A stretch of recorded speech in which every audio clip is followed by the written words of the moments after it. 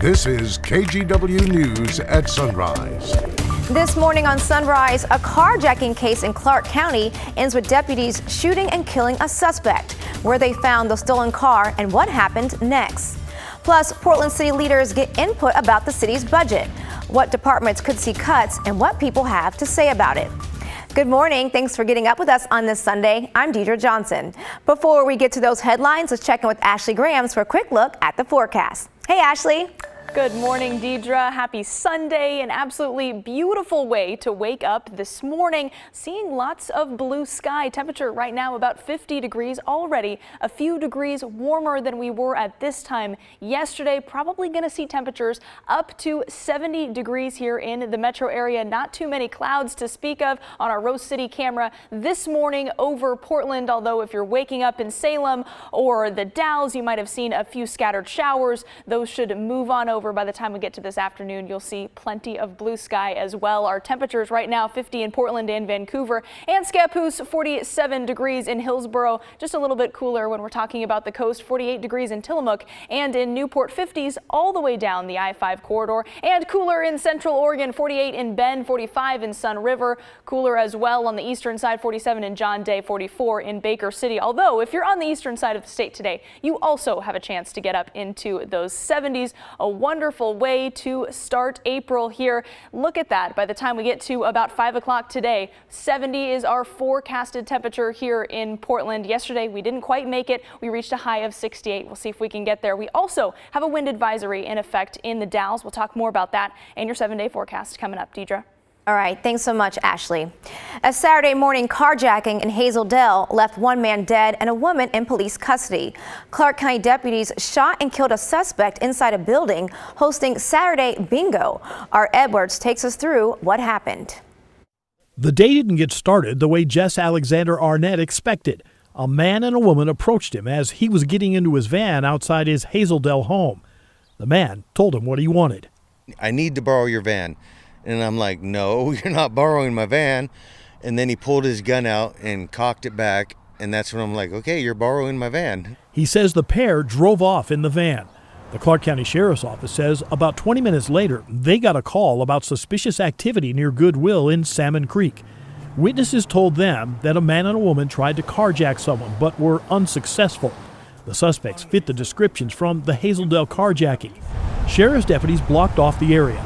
They found the van parked behind the American Legion on Northeast 20th Avenue across from Goodwill. Deputies saw the man go into the building through a back door. Jamie Gardner was inside playing in the Saturday bingo game. She knew something was wrong. First the screaming and the yelling and commotion and gasping towards the back. So I stood up, turned around, and that's when I seen a few policemen and a police dog. She saw the suspect near the bathroom. He looked like he was coming out, and the shots rang out. I'm sure they were yelling, to stop. Gardner got under a table for cover and waited until someone told her it was safe. The suspect died in the shooting. No one else was injured. Oh, it was traumatizing. It's just a Saturday bingo game. I had no idea that anything like this would happen. The woman involved was not initially found. Several hours later, sheriff's deputies found her a short distance away and arrested her without incident. Gardner says she's been playing bingo at the American Legion for 35 years. What happened won't stop her from playing here. Yeah, it's traumatizing and sad, but I'm glad to be alive. 4 sheriff's deputies are on leave. Vancouver police will lead the investigation into the shooting. The Clark County Sheriff's Office will handle the carjacking. The body cam and car video will be reviewed and then released. This morning, the Lincoln County Sheriff's Office is asking for information after human remains were found at a campsite. They were found just outside the city limits of Newport. Authorities believe they've identified the remains, but more testing is needed to confirm. The remains appear to have been exposed to the elements for some time. Right now, they don't believe this is a criminal incident.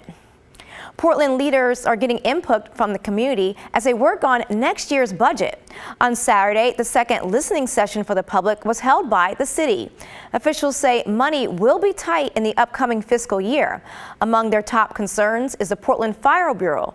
It faces an $11 million budget deficit. The city may cut 8 to 10 frontline workers, close a fire station, and maintain current staffing levels without any new equipment. Some say this will lead to slower response times and cause safety concerns. The fact that our population goes up, the need for services are growing up. Firefighters in the city of Portland, we're staying the same, and we're not asking for more. We're only asking to maintain our ability to protect lives and property. That's what we're asking for, not more, just maintain. Gun violence advocates are asking for more funds to help groups that focus on minority communities. The city is hosting another listening session on Monday. The mayor will release a proposed budget on May 3rd. A warning for those planning a trip to the Seattle Aquarium. Scammers are targeting visitors with a deal that's not real. Fake social media ads are popping up advertising 4 tickets to the aquarium for just $10. Officials fear the low price point is used to steal bank or credit card info. It's definitely not fair to those family members and families. Do your part to help another person out, just look out. Adult tickets are normally about $40 each. The aquarium says standard tickets can only be brought on the door, online, or through partners like City Pass. A transit update from Max Riders. The Blue Line returns to regular service today. The stations between East 172nd and Cleveland were closed for crews to replace a rail crossing. TriMet says this will create a smoother ride at East Burnside and Southeast Stark. Bus Line 20 will return to its regular route.